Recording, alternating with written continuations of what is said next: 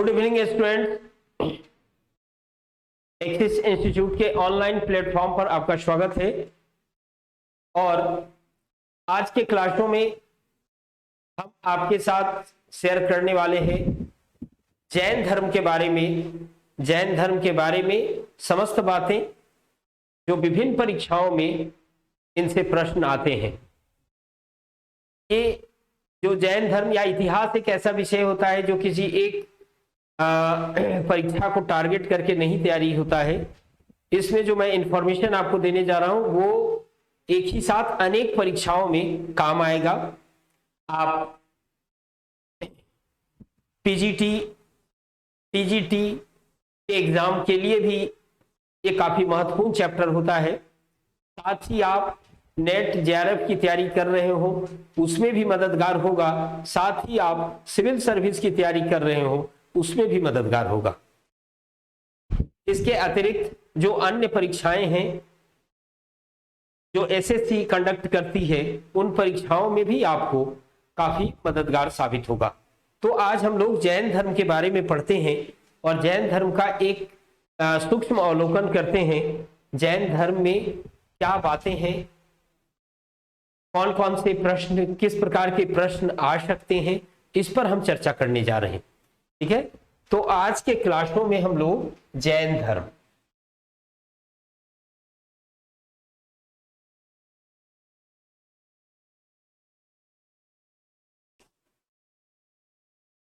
क्यों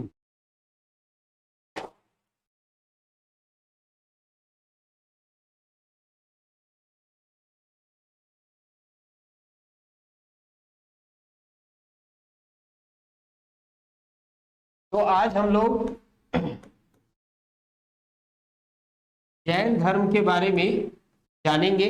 जैन धर्म से संबंधित समस्त जानकारियां, जैन धर्म का एक सूक्ष्म अवलोकन हम लोग करने जा रहे हैं, है ना। जैन धर्म, जैसा कि मैं आपको बताया हूं कि 6ठी सदी ईस्वी पूर्व में दो बड़े ऐसे 64 धार्मिक संप्रदाय इस काल में मौजूद थे। 6ठी सदी ईस्वी पूर्व में जो हमारा धर्म सुधार आंदोलन हुआ, ठीक है, 6ठी सदी ईस्वी पूर्व में, 6ठी सदी ईस्वी पूर्व जो धर्म सुधार आंदोलन हुआ उसमें 62, 64 नहीं 62 संप्रदाय की जानकारी प्राप्त है। 62 संप्रदाय थे। इनमें से दो संप्रदाय जैन धर्म और बौद्ध धर्म काफी लोकप्रिय हुए, है ना। लोग इनकी ओर ज्यादा आकर्षित हुए, ज्यादा अनुयायी बने। तो आज के क्लासों में हम जैन धर्म को पढ़ने जा रहे हैं। जैन धर्म, अब आप देखो जैन धर्म को 3 भागों में बांट के पढ़ेंगे, है ना। जैन धर्म में तीन भाग में इसको बांटेंगे। पहला भाग क्या होगा, है ना, तो जैन धर्म में जितने प्रवर्तक हैं, जैन धर्म के जो भी प्रवर्तक हैं, प्रवर्तकों की जीवनी से रिलेटेड क्वेश्चन, है ना, जीवनी से रिलेटेड प्रवर्तकों की जीवनी, है ना, इससे रिलेटेड क्वेश्चन आपको रहेंगे। ठीक है। दूसरा जो इसका पार्ट है जैन धर्म का, है ना, दूसरा जो पार्ट है वो है जैन दर्शन। विभिन्न जो तीर्थंकर थे, जैन साधु थे, उन्होंने क्या दर्शन प्रतिपादित किया है, तो जैन दर्शन पर बात करेंगे हम लोग। जैन दर्शन पर बात करेंगे, है ना। और तीसरा जो इसका पार्ट होगा वो होगा जैन साहित्य। जैन साहित्य, इस पर बात करेंगे हम। ये तीनों पर बारी बारी से बात करेंगे हम लोग। ठीक है। देखो ये प्रवर्तक जो थे, इनके जो जैन धर्म को शुरू किया था, जैन धर्म के जो तीर्थंकर थे, उनकी जीवनी तो इजीली अवेलेबल है, उसमें समझने वाली बातें बहुत कम होती हैं, है ना। जीवनी से रिलेटेड, जैसे फर्स्ट जीवनी को ही लोकेट करते हैं, सब कुछ आपके बोर्ड पर होंगे, आप इसको देख सकते हैं। जो जैन धर्म है ना, जैन धर्म सब लोग जानते हैं कि जैन धर्म के जो प्रवर्तक हैं, वो संस्थापक, वो ऋषभ देव थे, है ना, ऋषभ देव संस्थापक, संस्थापक हैं ऋषभ देव। जैन धर्म के संस्थापक हैं ऋषभ देव, ठीक है, ऋषभ देव है जैन धर्म के संस्थापक। जैन धर्म में 24 तीर्थंकरों की परंपरा है। जैन धर्म में जैन धर्म में 24 तीर्थंकरों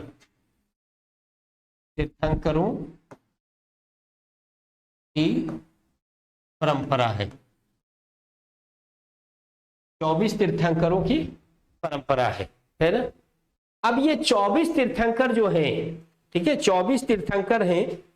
इन 24 तीर्थंकरों में हम लोग, ये ऐतिहासिक सब नहीं है, है ना, ये ऐतिहासिक तीर्थंकर सब नहीं है, ठीक है।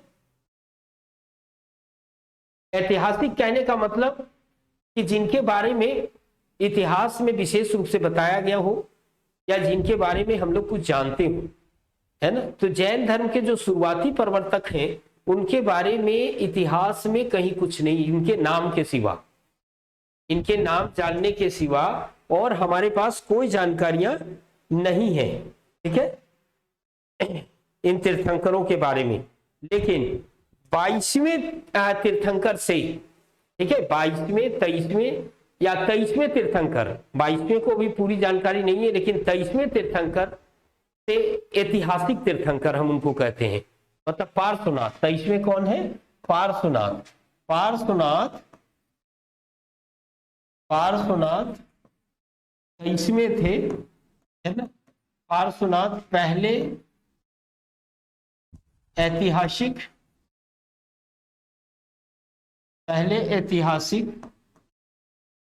तीर्थंकर, पार्श्वनाथ पहले ऐतिहासिक तीर्थंकर थे। ये 23वें तीर्थंकर हैं, है ना। पार्श्वनाथ के बारे में हम लोग कुछ जानते हैं इनके बारे में, जैसे पार्श्वनाथ बनारस के राजा, है ना। पार्श्वनाथ कहाँ? बनारस के राजा, बनारस के राजा अश्वसेन के पुत्र थे। अश्वसेन के, ठीक है, ये 23वें तीर्थंकर थे। बनारस के राजा अश्वसेन के पुत्र थे। इन्होंने 30 वर्ष की आयु में, पार्श्वनाथ ने 30 वर्ष की आयु में, 30 वर्ष की आयु में गृह त्याग किया था।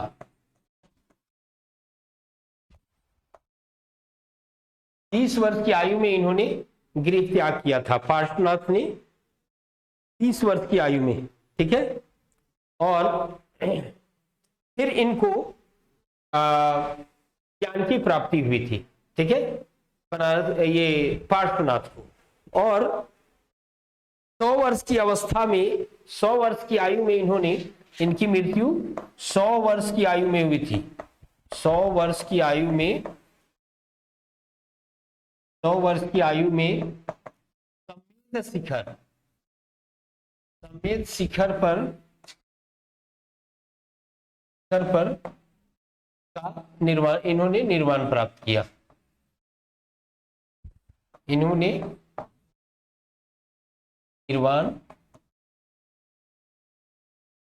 किया, है ना। निर्वाण मतलब मृत्यु को प्राप्त किया। जैन धर्म में मृत्यु को निर्वाण कहते हैं, जैन धर्म में मृत्यु को निर्वाण कहते हैं, है ना। जबकि बौद्ध धर्म में ज्ञान प्राप्ति को निर्वाण कहते हैं, और बौद्ध धर्म में मृत्यु को क्या कहते हैं? महापरिनिर्वाण कहते हैं, है ना। ये अंतर ध्यान में रखना है आपको। जैन धर्म में ज्ञान प्राप्ति को क्या कहते हैं? तो जैन धर्म में ज्ञान प्राप्ति को कैवल्य कहते हैं, है ना। तो कैवल्य की प्राप्ति, कैवल्य की प्राप्ति करने के बाद एक लंबे काल तक, तकरीबन 40 वर्षों तक इन्होंने प्रचार प्रसार किया। और ये जो पार्श्वनाथ थे, ठीक है, इन्होंने 4 महाव्रतों का प्रतिपादन किया था। पार्श्वनाथ ने चार महाव्रत का प्रतिपादन किया। कौन कौन? अहिंसा, सत्य, अस्तेय,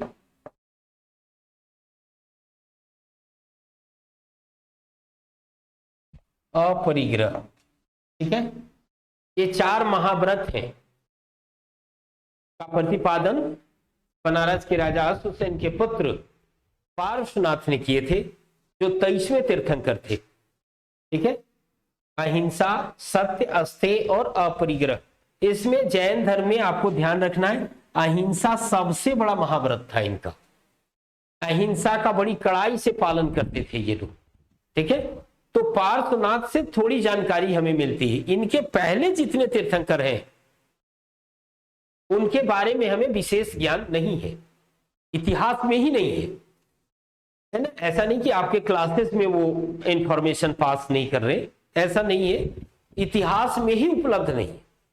यहां तक कि इनके जो मतानुयायी हैं, जो फॉलोवर हैं, उनमें भी मतभेद है। बहुत ऐसे तीर्थंकर हैं जिनका जेंडर तक क्लियर नहीं है। इनके फॉलोवर हैं, उनमें ही विवाद है कि वो पुरुष थे या महिला थे, है ना।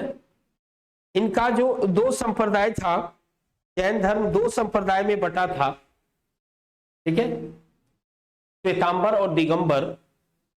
तो इन दोनों में मतभेद है कुछ एक तीर्थंकरों को लेकर, उनके जेंडर को लेकर, कि वो महिला थे या पुरुष थे। तो अब आप समझ सकते हैं कि इन तीर्थंकरों के बारे में बहुत विशेष जानकारी हमारे पास उपलब्ध नहीं है इतिहास की किताबों में, है ना। लेकिन जैन धर्म को, चूंकि आपने देखा कि 24 तीर्थंकरों की एक परंपरा रही है, यहाँ पर 23वें है पार्श्वनाथ, है ना। तो निश्चित रूप से बहुत प्राचीनतम धर्म है जैन धर्म। जैन धर्म कोई 6ठी सदी का धर्म नहीं है, ये बहुत प्राचीन धर्म है। क्योंकि आप यहां पर देखेंगे कि ऋग्वेद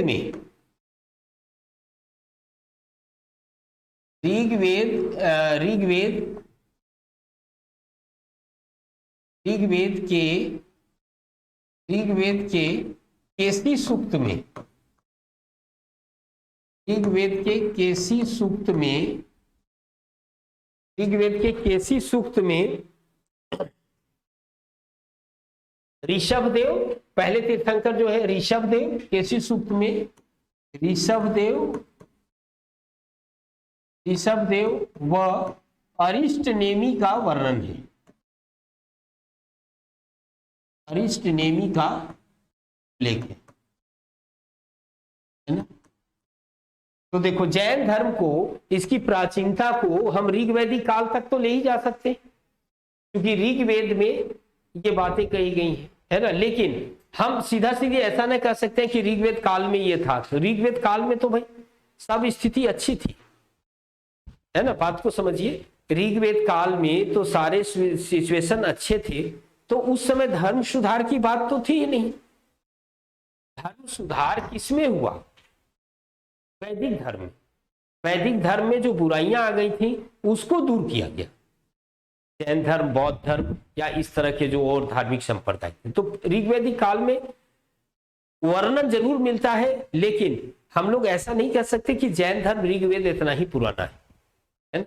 क्योंकि पहला चीज तो ये समझिए कि ऋग्वेद के विभिन्न मंडल हैं और उसमें बाद वाले मंडल में इनका उल्लेख है जो बाद में ऐड किया गया, पहला चीज। दूसरा बात यह है कि ऋग्वेद का जो टाइम है, उस समय ऋग्वेद को लिखा नहीं है ना। ऋग्वेद का जो 1500 ईस्वी पूर्व से 1000 ईस्वी पूर्व का जो टाइमिंग है, उस समय ऋग्वेद लिखा नहीं गया, ऋग्वेद को बाद में लिखा गया, है ना। तो मे भी पॉसिबिलिटी है कि बाद में जब लिखा जा रहा था उस समय जैन धर्म अस्तित्व में रहा हो।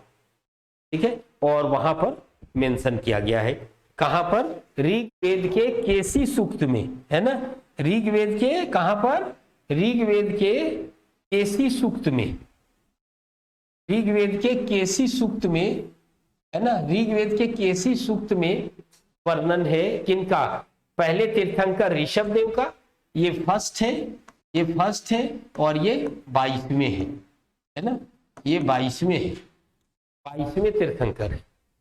तो इनका वर्णन ऋग्वेद में उल्लेखित है। ठीक है, ओके। अब यदि ऋषभ देव जो है, ऋषभ देव का प्रतीक चिन्ह आपको ध्यान में रखना है। ऋषभ देव का प्रतीक चिन्ह क्या है? ऋषभ देव का प्रतीक चिन्ह है सांड, है ना, प्रतीक चिन्ह है सांड। सांड ऋषभ देव कहा, इन्होंने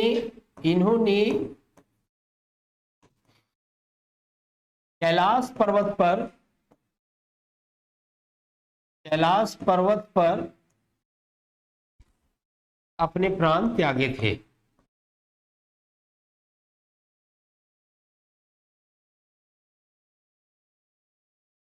कैलाश पर्वत पे, तो ऋषभ देव आपको ध्यान में रखना है। ठीक है,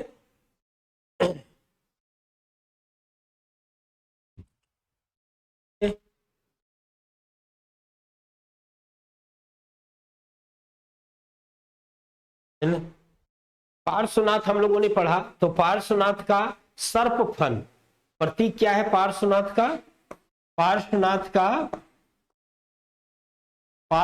का प्रतीक चिन्ह है सर्प फन है ना। तो ये 23 तीर्थंकर की बात यहां तक आपको ध्यान में रखनी, ये सारी इंफॉर्मेशन आपको ध्यान में रखने। अब जैन धर्म का जो पॉपुलरिटी है, जैन धर्म को वास्तव में जो पॉपुलर किए वो थे महावीर, है ना। जैन धर्म मतलब महावीर के नाम से ही जैन धर्म को जानते हैं हम लोग। ठीक है, तो देखो महावीर, ये मैं 3 भागों में बांटा है। जैन धर्म को आपको समझाने के लिए 3 भागों में बांटा है, जिसमें पहला है जीवनी सेक्शन, जिस पर बात कर रहे हैं हम आज के क्लासों में, है ना। जीवनी के बाद फिर हम इनकी फिलॉसफी पर बात करेंगे जैन धर्म की। तो जीवनी में अब महावीर के बारे में जानना है, इनकी जीवनी पूरा, है ना। जैसे जन्म हम लोग कहते हैं, तो जन्म कब हुआ? 540 ईस्वी पूर्व में। जन्म 540 ईस्वी पूर्व में कहां पर हुआ? स्थान कहां है इनका? तो स्थान है, जन्म स्थान है इनका वैशाली के निकट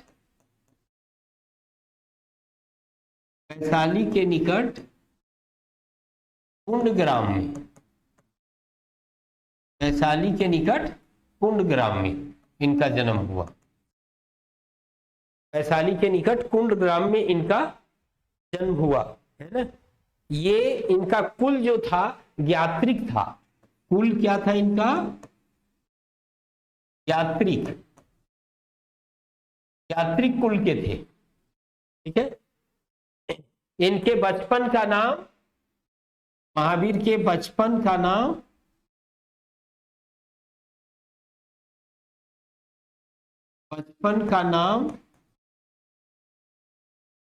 वर्धमान। बचपन का नाम वर्धमान महावीर कहते हैं हम लोग। तो बचपन का नाम वर्धमान था इनका, है ना। इनके पिता माता, पूरी जीवनी मैंने कहा है कि पूरा जीवनी आपको ध्यान में रखना होगा। पिता सिद्धार्थ हैं, पिता का नाम सिद्धार्थ, इनके पिता सिद्धार्थ थे, है ना। तथा इनकी माता त्रिशला, माता त्रिशला। ठीक है, महावीर की विवाह हुई थी, महावीर ने शादी की थी। ठीक है, और महावीर के यशोदा नामक कन्या से इनकी, महावीर की पत्नी, है ना, महावीर की पत्नी का नाम यशोदा। इनसे एक बेटी भी थी, महावीर की बेटी का नाम प्रियदर्शना।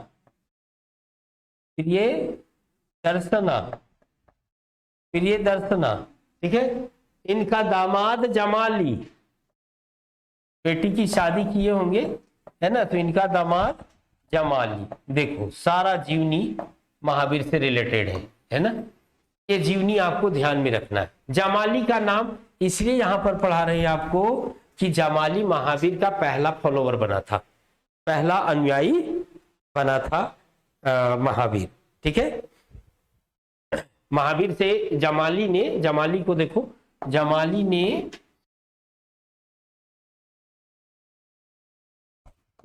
ने महावीर से दीक्षा ली, महावीर से दीक्षा ली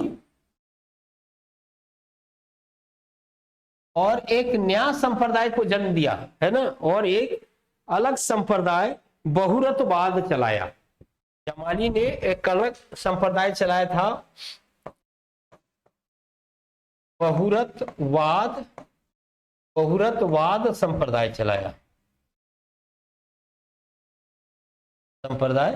चलाया महावीर, सॉरी जमाली ने। ठीक है, जमाली ने एक अलग अपना संप्रदाय चलाया जिसको बहुरतवाद के नाम से जानते हैं हम लोग। ठीक है, तो देखो ये आपको YouTube के माध्यम से, है ना, याद करने का एक बढ़िया फंडा है।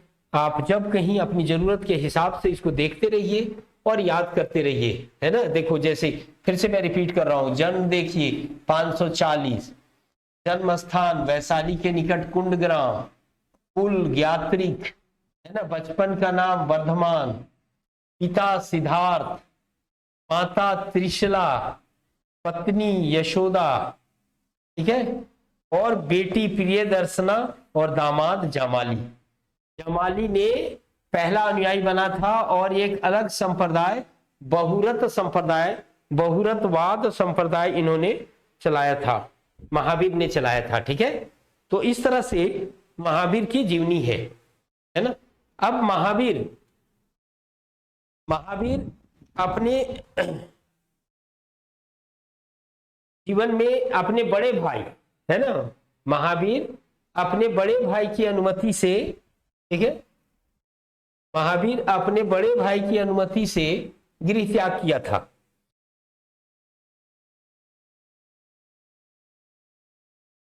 महावीर ने अपने बड़े भाई नंदीवर्धन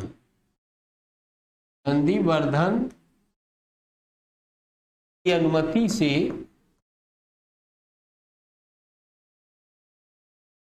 है ना, 30 वर्ष की आयु में, इन्होंने भी 30 वर्ष की आयु में, 30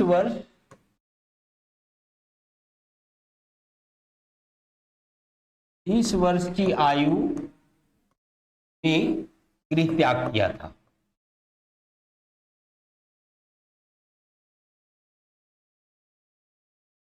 इस वर्ष की आयु में महावीर ने गृह त्याग किया था। ठीक है, और फिर 12 वर्षों तक इन्होंने तपस्या की, 12 वर्षों तक तपस्या की, तब जाके इनको 42 वर्ष की आयु में, 42 वर्ष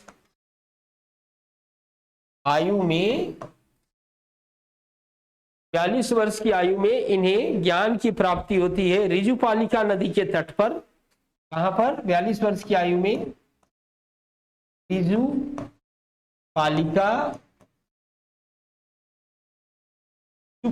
नदी तट पर ताल वृक्ष के नीचे, है ना, ताल वृक्ष के नीचे इन्हें ज्ञान हुआ, ताल वृक्ष के नीचे इन्हें ज्ञान प्राप्ति हुई। ज्ञान को क्या कहते हैं जैन धर्म में? ज्ञान को कहते हैं कैवल्य कहते हैं, ज्ञान को कैवल्य कहते हैं, है ना। ज्ञान प्राप्ति जो इन्होंने किया 12 वर्ष की घोर तपस्या के बाद, उसको हम लोग कैवल्य के नाम से जानते हैं, हम लोग कैवल्य कहते हैं। ठीक है, जबकि बौद्ध धर्म में आपको बताए कि ज्ञान प्राप्ति को क्या कहते हैं? निर्वाण कहते हैं। ठीक है, यहां पर कैवल्य आपको ध्यान में रखना है। ठीक है, अब ज्ञान प्राप्ति के पश्चात, है ना, जब महावीर को ज्ञान प्राप्त हुआ तो महावीर क्या कहलाए? है ना, महावीर जो है जैन जिन है ना विजेता, जिन विजेता, ठीक है, विजेता, इंद्रियों पर विजेता। तो ज्ञान प्राप्ति के बाद महावीर क्या कहलाए? ज्ञान प्राप्ति के बाद,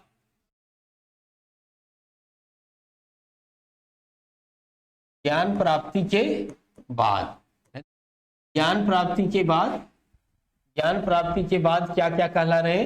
देखो ये आपको ज्ञान प्राप्ति के बाद इन्होंने या केवलिन, पहला केवलिन, केवलिन, दूसरा जीन, जिन कहलाए, दूसरा जिन कहलाए, अहर्त कहलाए, अहर्त,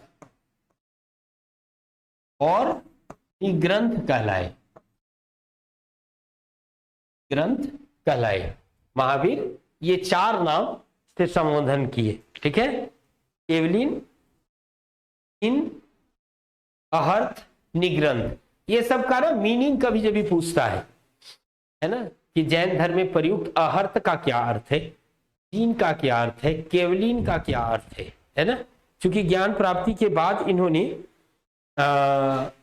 ये स्वयं को कहा था, या ये इनको टाइटल दिया गया केवलिन। केवलिन का तो सिंपल अर्थ है ज्ञान प्राप्त किया हुआ व्यक्ति।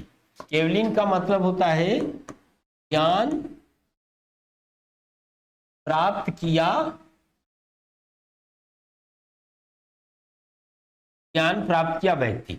जिन का मतलब होता है विजेता, है ना, जिन का मतलब विजेता, मतलब किसका विजेता? इंद्रियों पर विजय पाना, इंद्रियों का विजेता, या इंद्रियों पर विजय, पर लिखते हैं इंद्रियों पर विजय, है ना, इंद्रियों पर विजय मतलब, इंद्रियों पर विजय मतलब काम, क्रोध, लोभ, मोह, है ना, ये सब पर विजय प्राप्त कर लिया इन्होंने, ठीक है। और अहर्त मतलब होता है योग्य, है ना। आप भी परीक्षा देते हैं तो वहां हिंदी में अहर्ताएं लिखा रहता है, इंग्लिश में क्वालिफिकेशन। तो अहर्त मतलब हो गया योग्य, ठीक है। और निग्रंथ मतलब हो गया बंधन रहित, बंधन रहित, बंधन रहित। तो ज्ञान प्राप्ति के बाद महावीर ने ये चार तरह की उपाधियां ली, या चार तरह के इन्हें पदवी दी गई। इनको कहा गया ज्ञान प्राप्त किया हुआ व्यक्ति, इंद्रियों का विजेता, बंधन रहित और योग्य, है ना। इन नामों से इनको जाना गया। और अपनी साधना, है ना, अपनी साधना पर, अपनी साधना का कठोरता से पालन करना, अपने विश्वासों पर या अपने साधना पर अटल रहने के कारण, अटल रहने के कारण इनको महावीर कहा गया। महावीर क्यों कहा गया? कि अपनी साधना पे अटल रहने, और जो इन्होंने पराक्रम दिखाया है तप का, है ना, इसलिए इनको महावीर कहा गया है। महावीर, वीरों में महावीर कहा गया है इनको, ठीक है। और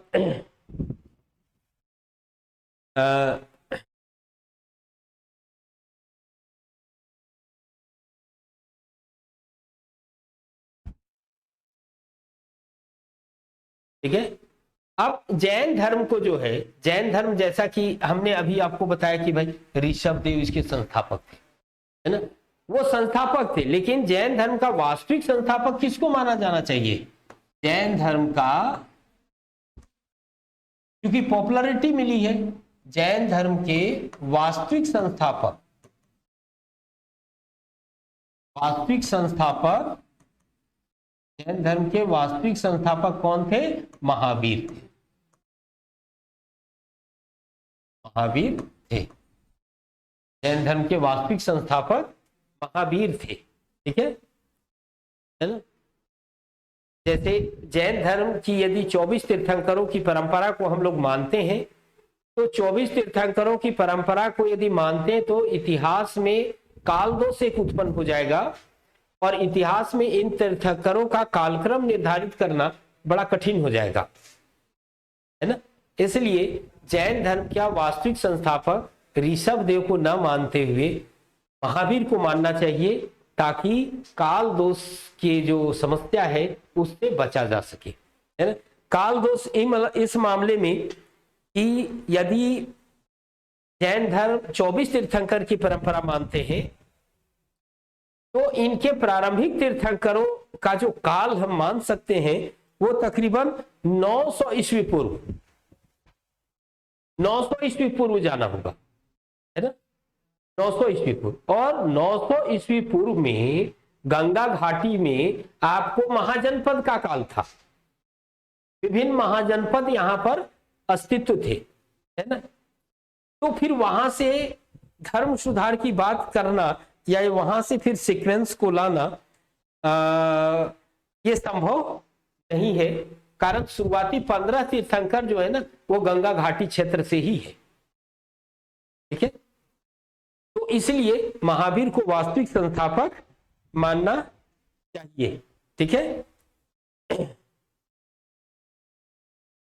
अब इन्होंने ज्ञान प्राप्ति के बाद, है ना, जैन धर्म में चूंकि साहित्य की मात्रा बहुत व्यापक नहीं है, ठीक है, इसलिए थोड़ा कंट्राडिक्शन है इसमें, लेकिन जैन धर्म में ज्ञान प्राप्ति के बाद महावीर जो है तकरीबन 30 वर्षों तक अपना ज्ञान लोगों के बीच फैलाते रहे, उपदेश देते रहे, ठीक है। तो इन्होंने महावीर दिगंबर मान्यता के अनुसार, है ना, जैन धर्म श्वेतांबर दिगंबर आपको बताए, दिगंबर मान्यता के अनुसार महावीर ने जो अपना पहला उपदेश दिया था वो के बितुलाचल पर्वत पर, ठीक है।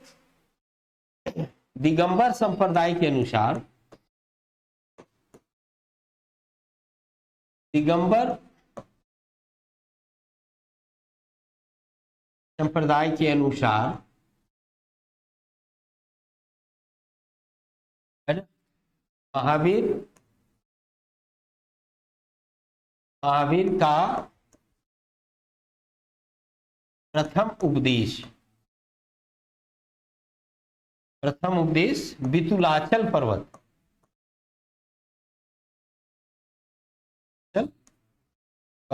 राजगिरी, बितुलाचल पर्वत राजगिरी पर इन्होंने अपना पहला उपदेश किया था, ठीक है। और ज्ञान प्राप्ति के बाद महावीर ने जो पहली दीक्षा, है ना, पहली दीक्षा जो दी है मेघ कुमार को, ठीक है, पहली दीक्षा है ना, इसे दी मेघ कुमार, ये भी कहां के हैं, राजगिरी के ही है, ये भी राजगिरी के ही है।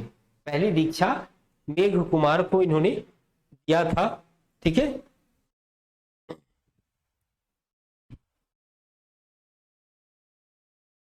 ठीक है, और महावीर की जो मृत्यु है, ठीक है, महावीर की मृत्यु जो है वो आपको 72 वर्ष की आयु में, ठीक है, 72 वर्ष की आयु में इनकी मृत्यु हो गई, 468 ईसा पूर्व, 468 ईसा पूर्व में इनकी मृत्यु हो गई, 400 ईसा पूर्व में, है ना, ईसा पूर्व में पावापुरी में इनकी मृत्यु हुई, मृत्यु मतलब निर्वाण, है ना, मृत्यु मतलब निर्वाण। जैन धर्म में मरने की विधि को साल्लेखन विधि कहते हैं, साल्लेखन, ठीक है, साल्लेखन विधि से इन्होंने अपना प्राण त्यागा, पावापुरी 468 ईसा पूर्व में, है ना। तो ये 72 वर्ष की आयु में इनकी मृत्यु हो गई है, ठीक है। और तो ये जीवनी का सीक्वेंस है आपका, है ना। मैं आपको बताया कि भाई जीवनी आपको ध्यान रखना है। ये सारा क्वेश्चंस आपसे पूछेंगे, ठीक है।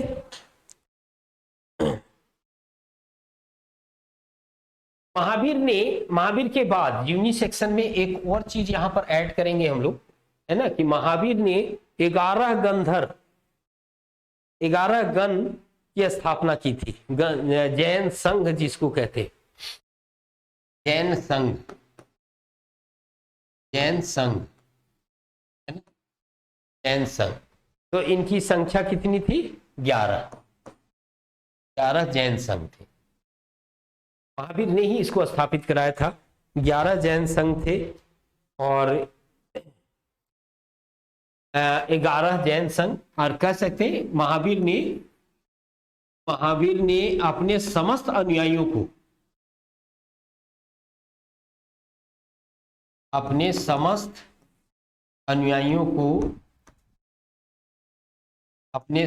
अनुयायियों को 11 गणों में, 11 जो संघ थे ना, 11 गणों में विभाजित कर दिया था,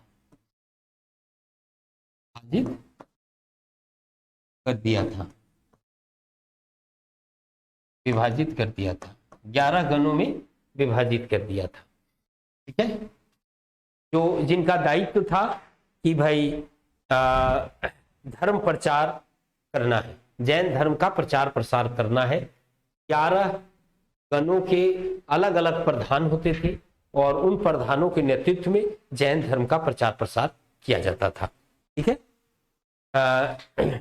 ये देखो, अब ये कौन थे? ये सभी 11 के 11 गंधर जो थे ना, गण, सब बिहार के, ठीक है। ये बात ध्यान रखना कि ये सभी गंधर बिहार राज्य से रिलेटेड है ना। 11 गण जो भी हैं सभी बिहार राज्य से रिलेटेड है, सभी बिहार राज्य से संबंधित। अपने मन से हम लोग इधर उधर नहीं करेंगे, सबके सब, ठीक है। अब जिस समय महावीर मरे, है ना, जिस समय महावीर मरे तो जितने गंधर थे उनमें से एक बचा था। उनमें से केवल एक गंधर सुघर्मन जीवित बचा, है ना। महावीर की मृत्यु के बाद, महावीर की मृत्यु के समय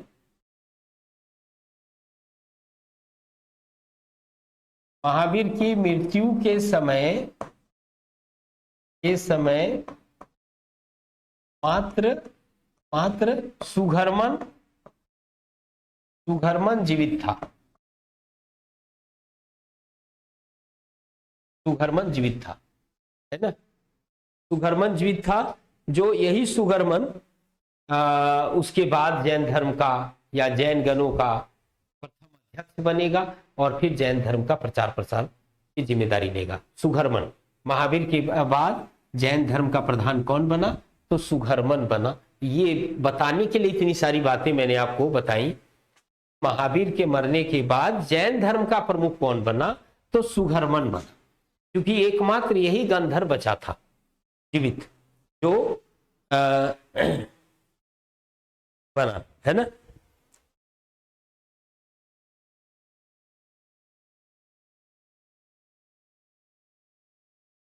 जैन धर्म के जो फॉलोवर थे वो 4 भाग में बटे हुए थे, है ना। जैन धर्म के जो फॉलोवर थे, जैन धर्म को जो अपनाते थे, वो 4 भाग में बटे हुए थे, है ना। ये आपको 4 भागों में बटे हुए थे। भिक्षु, भिक्षु और भिक्षुनी, भिक्षु और भिक्षुनी, ये 2 हो गए। और दूसरा थे श्रावक, श्रावक और श्राविका, श्राविका, है ना। श्रावक और श्राविका, ठीक है। तो ये 4 भागों में बटे हुए थे। ओके, तो आई होप आप सबों को जीवनी से रिलेटेड बातें समझ में आई होंगी, है ना, कि जीवनी से किस तरह का क्वेश्चन आ सकता है। महावीर से रिलेटेड या जैन धर्म से रिलेटेड। ओके, अब हम बात कर रहे हैं, दूसरा टॉपिक उठा रहे हैं, जैन दर्शन पर बात कर रहे हैं।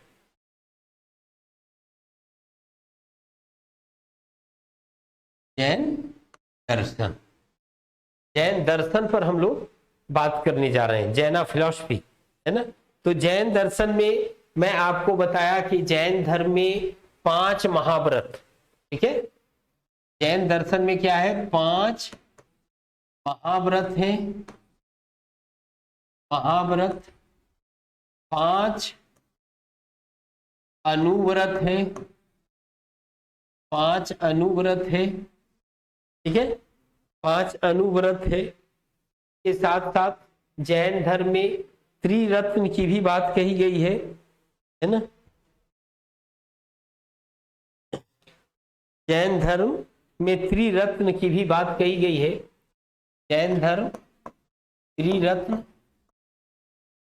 त्रिरत्न है ना। तो ये फिलॉसफी है इनकी, जैन धर्म की फिलॉसफी है स्यादवाद, स्यादवाद है ना। स्यादवाद, इसको नयवाद भी कहते हैं, नयवाद भी कहते हैं, इसको सप्तभंगी भी कहते हैं, सप्तभंगी भी कहते हैं, इसको अनेकांतवाद भी कहते हैं,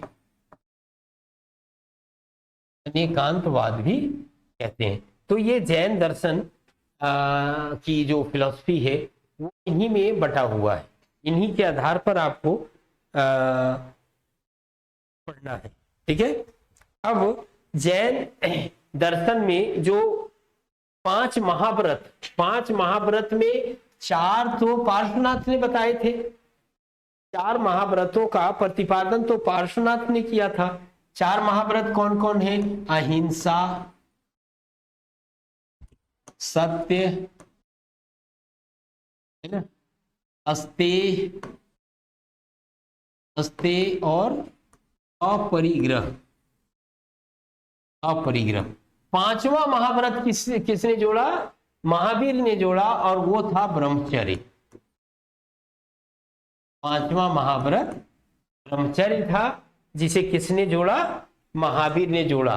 तो 4 महाव्रत पहले से मौजूद थे, जिसे पार्श्वनाथ ने प्रतिपादन किया था, लेकिन 5वां महाव्रत महावीर ने जोड़ा था, है ना। 5वां महाव्रत देखो महावीर ने जोड़ा, कौन जोड़ा, ब्रह्मचर्य जोड़ा। जैन धर्म में अहिंसा पर विशेष बल दिया गया है, अहिंसा। इसलिए हम लोग देखते हैं या जानते भी हैं कि जैन साधु जो है तो मुंह में पट्टी लगा के चलते हैं, श्वेतांबर वाले, है ना, हिंसा न हो जाए। जैन साधु कभी गाड़ी की यात्रा नहीं करते, पैदल चलते हैं।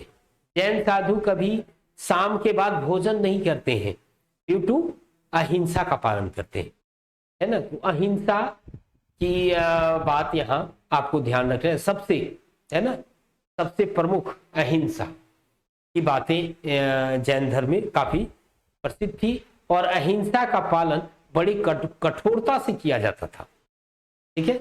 सत्य का भी पालन कठोरता से किया जा रहा है। सत्य मतलब सत्य बोलना है ना, सत्य बोलना है, झूठ नहीं बोलना है, कभी भी असत्य नहीं बोलना है आपको किसी भी स्थिति में, ठीक है। सत्य बोलना है, अनुबिंब भाषी, जैन धर्म में कहा गया अनुबिंब भाषी। अनुबिंब भाषी मतलब सोच समझकर बोलना है, अनाप शनाप नहीं बोलते रहना है, अनुबिंब भाषी, ठीक है। उसके बाद है कोहम परिजानाति, क्रोध आने पर शांत रहिए, है ना। क्रोध आने पर उल्टा सीधा मत बोलिए, झूठ मत बोलिए, जब क्रोध आपको आ गया है तो शांत रहिए, है ना। कोहम परिजानाति, लोभम परिजानाति, लोभम परिजानाति, लोभ आने पर मौन रहिए, है ना। लोभ यदि आ गया तो चुप रहिए, कुछ मत बोलिए, कारण लोभ आने के बाद आप खाली झूठ बोलिएगा, है ना। लालच में कि वो वस्तु हमें प्राप्त हो जाए, इस लालच में आप लगातार झूठ बोलते रहिएगा। इसलिए कहा गया है ना, कि लोभम परिजानाति, क्रोधम परिजानाति, भयम परिजानाति, है ना। भयम परिजानाति मतलब भय होने पर भी झूठ नहीं बोलना, है ना, जान चली जाए लेकिन झूठ नहीं बोलना है, तो ये सत्य है, सत्य की परिसीमा है ना। उसके बाद है अस्तेय। अस्तेय, अस्तेय मतलब है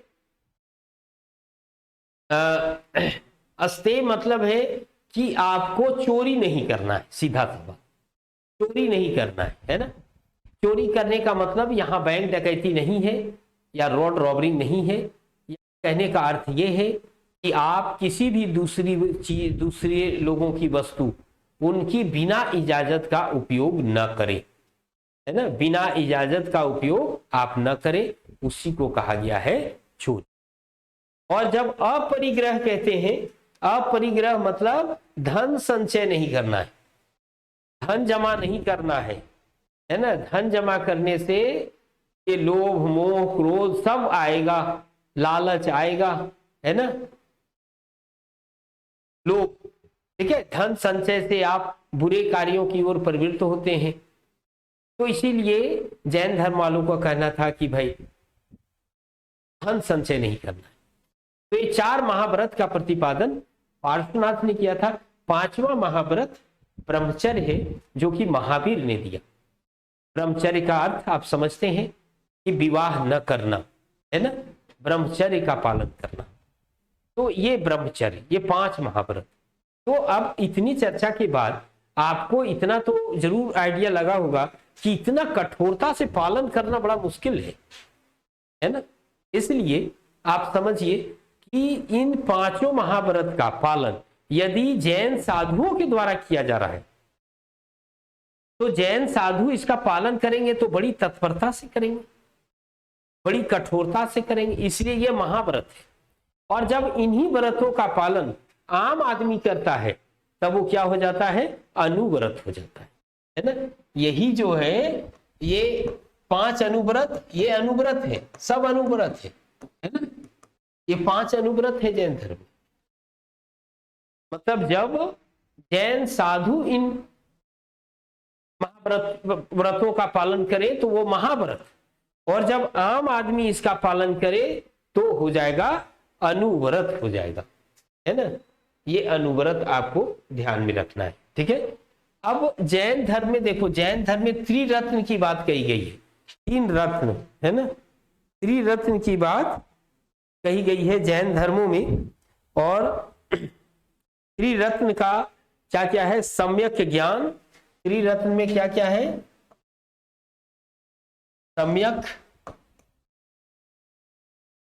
सम्यक ज्ञान, है ना, सम्यक ज्ञान, सम्यक चरित्र, सम्यक चरित्र, और फिर सम्यक दर्शन, है ना। ये त्रिरत्न है, त्रिरत्न है। सम्यक ज्ञान, सम्यक ज्ञान मतलब जैन धर्म के सिद्धांतों का ज्ञान, जैन धर्म के सिद्धांतों के ज्ञान को ही सम्यक ज्ञान कहा गया। जैन धर्म के बारे में जो आपको जानकारी है, जैन धर्म महावीर की शिक्षाओं की जो ज्ञान है आपको, वही सम्यक ज्ञान है, ठीक है। सम्यक चरित्र, सम्यक चरित्र का कहने का मतलब जो ज्ञान आपने प्राप्त किया, जो ज्ञान आपने प्राप्त किया उसको अपने चरित्र में परिणत करना है ना, उसको सम्यक चरित्र कहते हैं। जैन धर्म के सिद्धांतों का ज्ञान जो आपने पाया, तो जब आप अपने चरित्र में उतारते हैं, जब उनके अनुरूप अपना व्यवहार करते हैं, अपना जीवन जीते हैं, तो उसको हम लोग कहते हैं सम्यक चरित्र कहते हैं, ठीक है। और फिर है सम्यक दर्शन। सम्यक दर्शन कहने का मतलब जैन दर्शन, जैन धर्म में, है ना, महावीर के उपदेशों में अटूट आस्था, है ना, अटूट आस्था कि जो किसी भी हालत में न डिगे, किसी भी हालत में वो न डगमगाए आपकी आस्था, उसी सम्यक दर्शन कहते हैं, ठीक है। तो इस तरह के सम्यक त्रिरत्न का बात कहा गया है ना। और फिर हम लोग अगले क्लासों में ये स्यादवाद पर चर्चा करेंगे।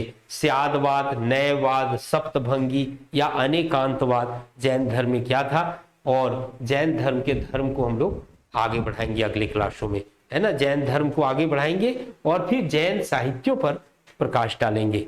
ठीक है, तो आप सब, हमारे उद्देश्य यहाँ एक्सिस ऑनलाइन प्लेटफॉर्म आपको ध्यान रखना है, और यदि आप कॉम्पिटिटिव प्रतियोगिता परीक्षा की तैयारी करते हैं तो हमारे इस प्लेटफॉर्म से जुड़ सकते हैं। आप सबों का धन्यवाद, और फिर आपसे मिलेंगे तो फिर बात करेंगे। ओके, धन्यवाद।